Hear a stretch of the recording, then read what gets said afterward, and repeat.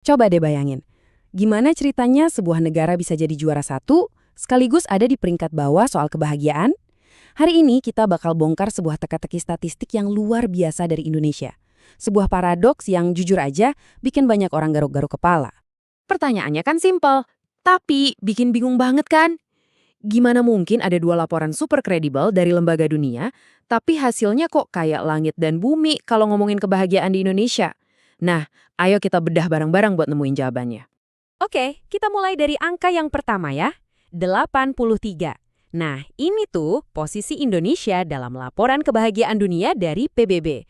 Laporan ini ngukurnya hal-hal yang konkret banget, PDB per kapita, dukungan sosial dari pemerintah, sampai tingkat korupsi. Gampangnya, ini tuh kayak rapor buat kondisi dompet negara nih kita. Terus, tiba-tiba muncul angka ini. 1. Peringkat pertama. Gak salah dengar kok. Sebuah studi raksasa dari Harvard, namanya Global Flourishing Study, justru menobatkan Indonesia jadi negara nomor 1 di dunia untuk urusan kemakmuran jiwa dan kesehatan mental. Jadi pas dompet kita dinilai B aja, jiwa kita malah dibilang paling kaya sedunia. Nah ini dia inti paradoks yang bakal kita pecahin. Jadi gimana caranya kita ngertiin hal yang kayaknya bertolak belakang ini? Kuncinya ternyata adalah, mungkin selama ini cara kita ngukur kekayaan itu belum lengkap. Kita perlu lihat lebih jauh dari sekedar angka-angka di laporan ekonomi. Dan petunjuk besar pertama kita itu ada di konsep kekayaan komunal. Sebuah aset yang nggak kelihatan, nggak bisa dihitung pakai uang tapi nilainya luar biasa. Yuk kita lihat lebih dalam. Kalau kata para ahli, ini namanya modal sosial. Ini tuh kekayaan yang tersembunyi di dalam hubungan kita, ya sama tetangga, teman, dan keluarga. Semacam jaring pengaman tak terlihat yang jadi penopang masyarakat Indonesia dari generasi ke generasi. Pepatah ini, wah ngena banget.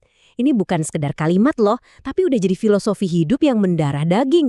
Prioritasnya itu bukan soal apa yang ada di piring, tapi siapa yang duduk di sekeliling kita. Kebersamaan itulah yang jadi jaring pengaman utama, sumber kekuatan pas lagi susah-susahnya. Nah, kalau kita bandingin, ini jadi ironis banget. Di banyak negara maju yang ekonominya tinggi, masalah sosial terbesarnya justru epidemi kesepian. Di sana, kekayaan itu seringnya milik pribadi.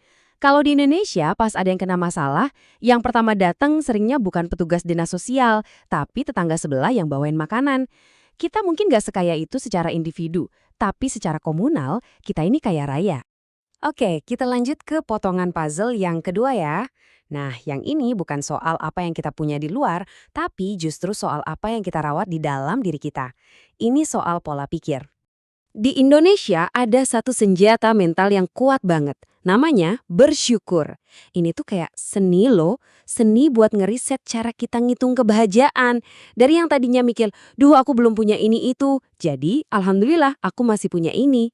Dan analogi ini pas banget buat ngegambarin peran spiritualitas. Keyakinan di sini tuh bukan cuma ritual, tapi fungsinya persis kayak shock breaker di mobil. Pas jalan hidup lagi rusak dan banyak lubang, spiritualitas inilah yang ngeredam guncangan, ngurangin stres, dan ngasih makna di tengah kesulitan. Ungkapan ini, rezeki udah ada yang mengatur, sering banget kan kita dengar.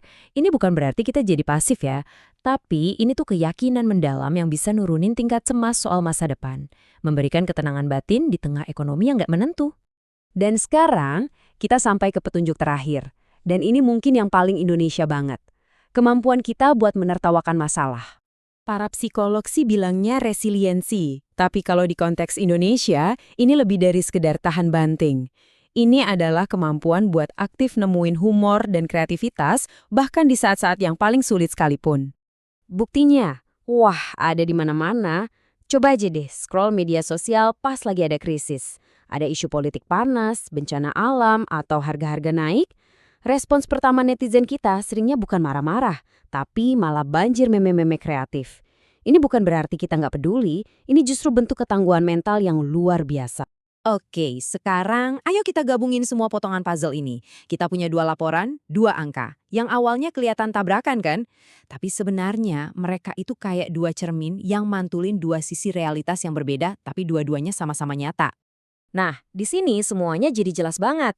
Laporan PBB yang ngasih kita peringkat 83 itu ibarat PR atau pekerjaan rumah buat pemerintah. sebuah daftar tugas buat benerin sistem, ekonomi, dan layanan publik.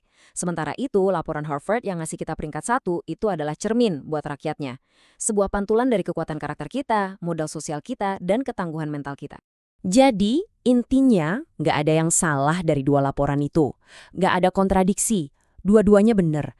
Kita memang punya pekerjaan rumah yang harus diselesaikan sebagai sebuah negara, dan di saat yang bersamaan kita juga punya kekuatan batin yang luar biasa sebagai sebuah bangsa. Keduanya bisa dan memang ada barengan. Pada akhirnya, paradoks ini ngajarin kita sesuatu yang penting banget soal apa itu kekayaan. Mungkin bahagia itu nggak selalu nunggu di garis finish kesuksesan materi. Mungkin kebahagiaan sejati itu udah ada di sini, di dalam kebersamaan kita, rasa syukur kita, dan tawa kita. Jadi, pertanyaan buat kita semua, kekayaan sejati itu adanya di dompet atau di jiwa?